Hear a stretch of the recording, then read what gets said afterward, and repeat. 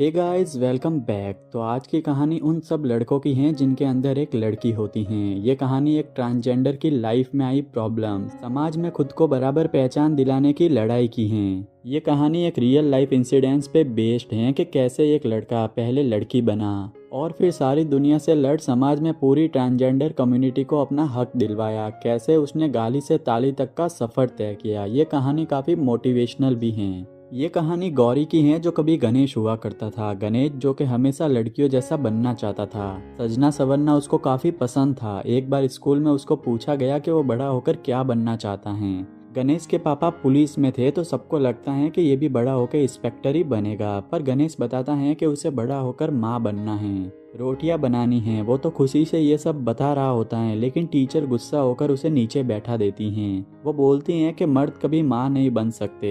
सभी बच्चे इस पे हंसने लगते हैं और गणेश को क्लास से बाहर निकाल दिया जाता है। गणेश एक बच्चा था, उसे अभी ये समझ नहीं आता कि वो जो चाहता है पूरा समाज उसके अगेंस्ट क्यों है। वो अपनी माँ से भी पूछता है कि मैं माँ क्यों नहीं बन सकता। हम समझ सकते हैं कि बचपन से ही गणेश को लड़कियों की तरह रहने का शौक था। वो तो अपने बाल भी कमर तक बढ़ाना चाहता है, लेकिन इस पे इसकी माँ कहती हैं कि ये बात अपने बाबा को कभी मत बताना।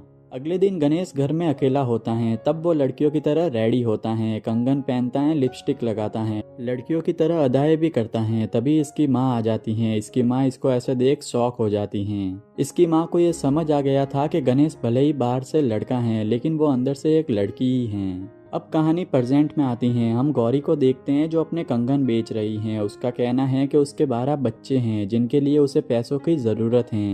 ये बच्चे इसने गोद लिए हैं। घर जाकर गौरी बच्चों के साथ पार्टी करती हैं। एक्चुअली कल कोर्ट का फैसला आने वाला है कि ये लोग यानी कि ट्रांसजेंडर इस देश के नागरिक बन सकते हैं या नहीं, इनको समाज में बराबर का हक मिलेगा या नहीं।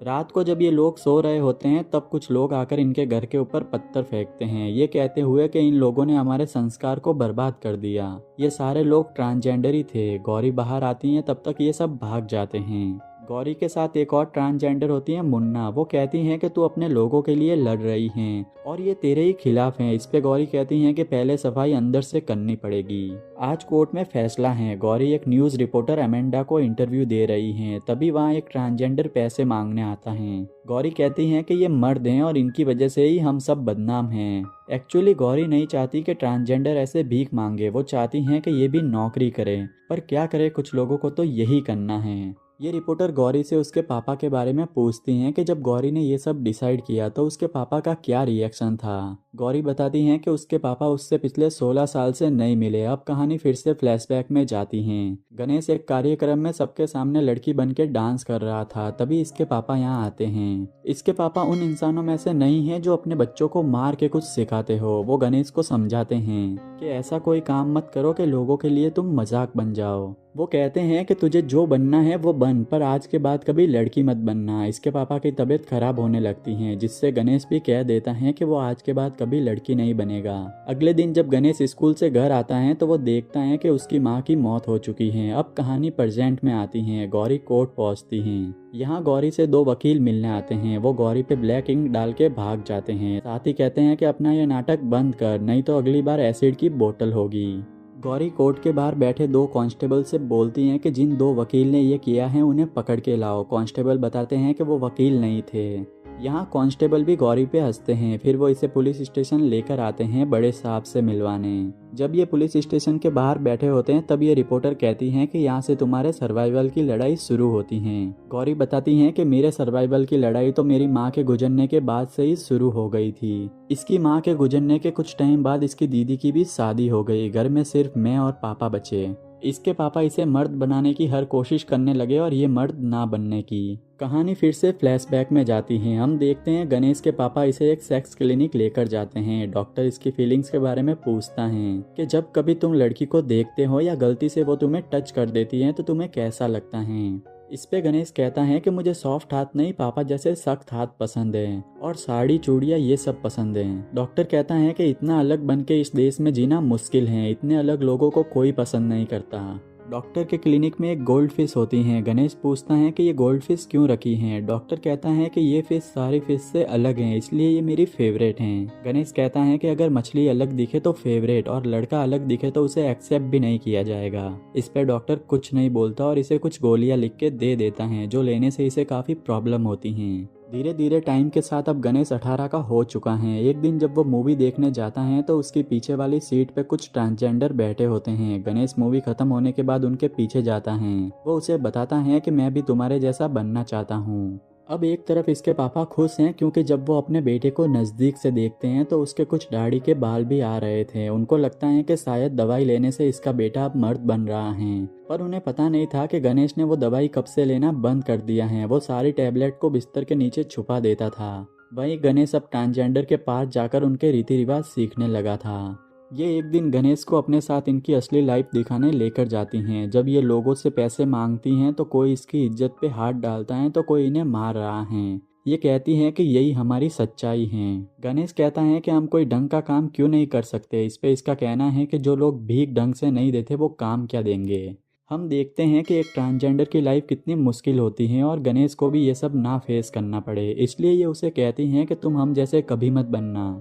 अगले दिन गणेश के पापा घर में कुछ देख रहे थे, तब उन्हें बिस्तर के नीचे वो गोलियां मिलती हैं। वो गणेश का बैग चेक करते हैं। उसमें उस देवी की तस्वीर होती है जो उसने एक केस सॉल्व करते टाइम ट्रांसजेंडर के घर में देखी थी। यहाँ ये सब कुछ समझ जाता है। इसके पापा इसे कहते हैं कि अब ये दोनों एक छत के नीचे नहीं रह सकते, क्योंकि इसकी वजह से इसके पापा को अब शर्म आती है और गणेश यहाँ से चला जाता है। ये आखिरी दिन था जब इसने अपने पापा को देखा था। फिर ये मुंबई आ गया। यहाँ सिग्नल पे खड़े ट्रांसजेंडर से मदद मांगी तो उन्होंने इसे फ्रॉक पहना के सिग्नल पे खड़ा कर दिया।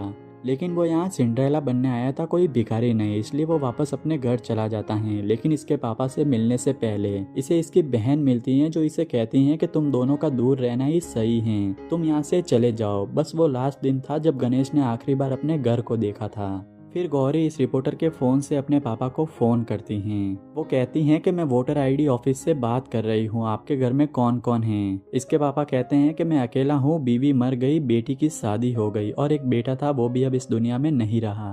गौरी को ये सुन काफी दुख होता है। वो कहती हैं कि मेरा इस देश के किसी भी वोटर आईडी पैन कार्ड पे ना होने का मुझे उतना ही दुख है जितना अपने सगे बाप के लिए जिंदा होकर भी मर जाने का। इसे दुख है कि ये इस देश की होकर भी यहाँ की नागरिक नहीं है। इसे दुख है कि जिंदा होकर भी ये इस देश के लिए मरे हुए हैं। अब गणेश फिर से मुंबई आ जाता है। इसे मुंबई में 7 साल हो जाते हैं, पर अभी तक इसके पास रहने का सही ठिकाना नहीं है। तब इसे नवीन मिलता है। नवीन इसकी हेल्प करता है, इसे जेके के घर काम पे रखवाता है। इसे लगा कि जेके एक अच्छा इंसान है, पर जेके ने रात को इसकी इज्जत पे हाथ डालना चाहा। ये किसी तरह खुद को बचा के वहाँ से निकल जाती है। उस दिन तो ये डर गई, लेकिन उस दिन इसे ये समझ आया कि इतने बड़े शहर में ये कुछ भी हो सकती हैं पर कमजोर नहीं हो सकती।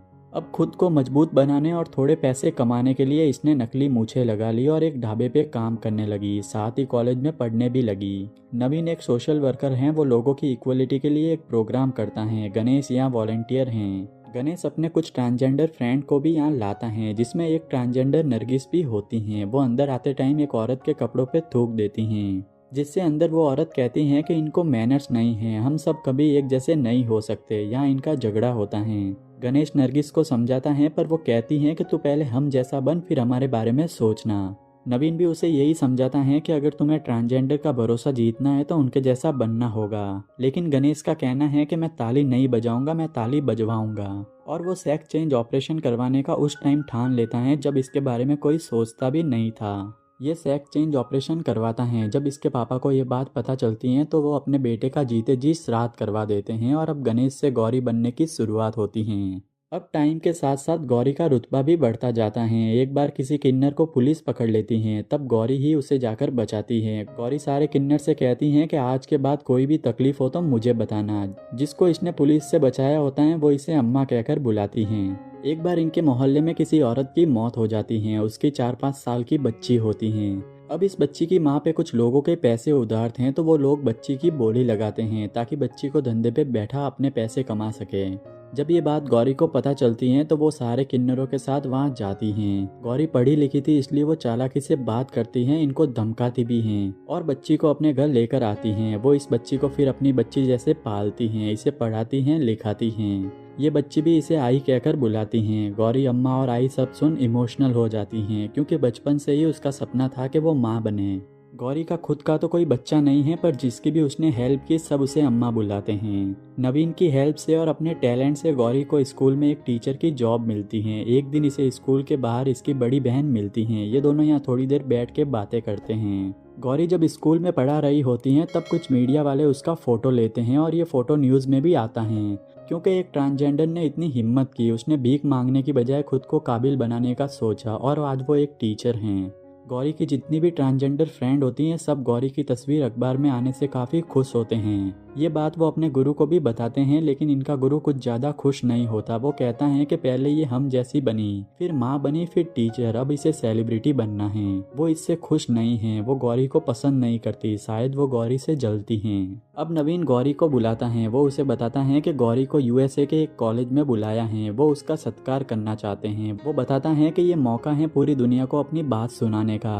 गौरी फिर यूएसए जाकर आती हैं। यहाँ एक किन्नर भोला भी होता है, वो भी गौरी से मिलना चाहती हैं। गौरी इंडिया आकर अब किन्नर समाज को आगे बढ़ाने का सोचती हैं और किसी भी समाज को आगे बढ़ाने का एक ही तरीका है शिक्षा। वो अब ट्रांसजेंडर को पढ़ाना भी शुरू करती हैं। वो कहती हैं कि मैंने किसी भी अमेरिका में ताली बजाते या भीख मांगते नहीं देखा। हमें भी पढ़ना होगा, लिखना होगा, कंप्यूटर वगैरह सीखना होगा ताकि हमें भी नौकरी मिल सके, फिर हम भी समाज में इज्जत से जी सकेंगे। एक किन्नर पूछती हैं कि नौकरी मिलेगी तो कितने पैसे मिलेंगे। गौरी कहती हैं कि 6 या 6,500। इस पे एक दो किन्नर कहते हैं कि 9,000 तो हम ऐसे ही मांग के कमा लेते हैं। ये दो लोग गुस्सा होकर यहाँ से चले जाते हैं।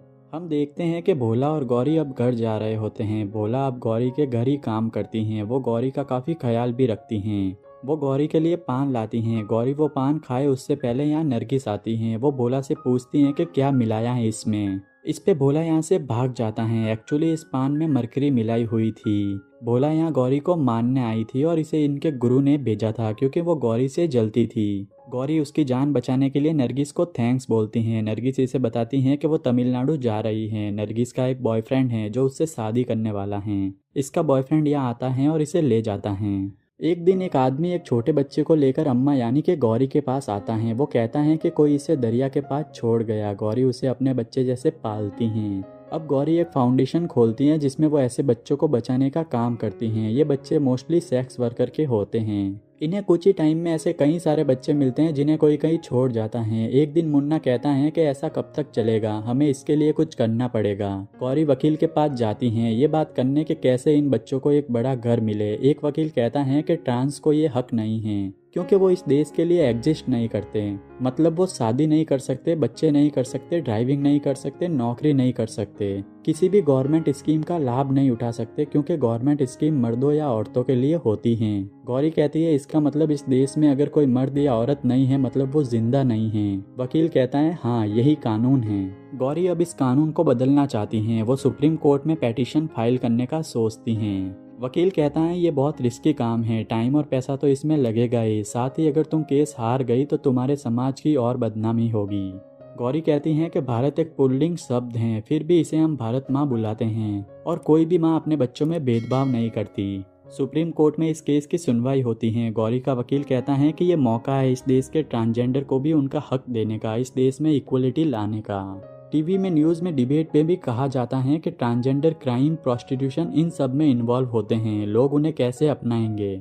इस पे गौरी कहती हैं कि आप हाथ तो बढ़ाइए, वो लोग ताली नहीं बजाएंगे, आप उनको काम तो दीजिए, वो लोग क्राइम नहीं करेंगे। एक रिपोर्टर कहती हैं कि अगर हम उनकी तरफ हाथ बढ़ाएंगे ताकि वो हमें हर जगह हाथ लगाए, ये बहुत स्केरी हैं। इस पे गौरी कहती हैं कि स्केरी क्या है मैं तुम्हें बताती हूँ। जिस इंसान को लोग बचपन में गले लगाते हैं और जवानी में पीठ दिखाए, जिसका घर परिवार होने के बाद भी वो अनाथ हो, जिसे अपने बॉडी का एक ऑर्गन काटना पड़ा, दाढ़ी के बाल तक उखाड़ने पड़े, जिसे पब्लिक टॉयलेट में एंट्री ना हो। वो कहती हैं कि जिस देश में कुत्तों तक का सेंसेस हो पर एक ट्रांसजेंडर का नहीं, ऐसे देश में आप जैसे लोगों के बीच रहना स्केरी है। इसकी बात सुन सभी लोग खड़े होकर तालियां बजाते हैं, जिसे देख गौरी भी भावुक हो जाती हैं। तभी गौरी को मुन्ना का कॉल आता है। वो कहता है कि नरगिस का बॉयफ्रेंड उसे शादी से पहले छोड़ के भाग गया, जिससे नरगिस ने खुदकुशी कर ली। अब गौरी जब हॉस्पिटल जाती है, नरगिस की बॉडी टॉयलेट के बाहर नीचे रखी होती है। यहाँ दो कंपाउंडर गौरी से पैसे लेने आते हैं। वो कहते हैं कि पूरे हॉस्पिटल में इसे कोई भी हाथ लगाने वाला नहीं था, इसने हाथ लगा के इसे यहाँ रखा, इसे थोड़े पैसे दे दो। गौरी इनसे कहती हैं कि बॉडी को नीचे क्यों रखा है। यहाँ एक डॉक्टर भी आता है। गौरी कहती हैं कि जब 2 स्ट्रेचर खाली पड़े हैं तो बॉडी नीचे क्यों रखी। डॉक्टर कहता है कि आप प्लीज़ बॉडी लेकर जाओ, पर गौरी को अब राइटिंग में इनके डीन से माफ़ीनामा चाहिए था। ये डॉक्टर कहता है कि ऐसा नहीं होगा, जो हो वो कर लो। इस पे गौरी अपने साथियों के साथ हॉस्पिटल के सामने धरने पे बैठ जाती हैं। डॉक्टर डीन को कॉल करता है। डीन कहता है कि तुम बॉडी को हाथ मत लगाना, उन्हें बैठा रहने दो, और अगर वो बॉडी ना ले जाए तो उसे कल सुबह म्युनिसिपैलिटी की गाड़ी में डाल देना।